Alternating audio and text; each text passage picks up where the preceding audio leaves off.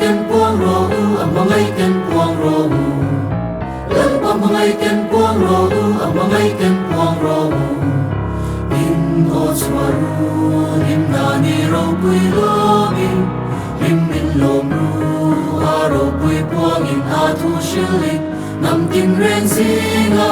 lalpa mangai ten puang ro amangai ten puang ro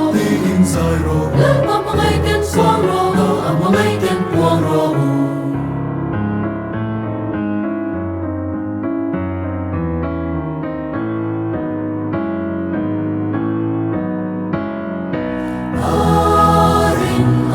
shiro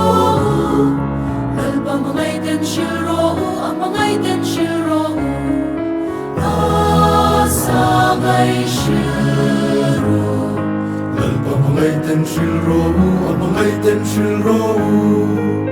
lalpa kan himna kulbin sangani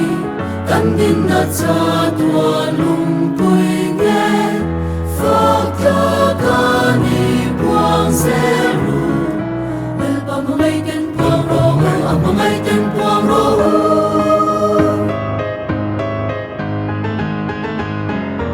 lalpa mangai ten puang ro amangai ten puang ro in sai ro lalpa mangai ten puang ro amangai ten puang ro in o swaru lim nani ro pui lomi lim min lom ru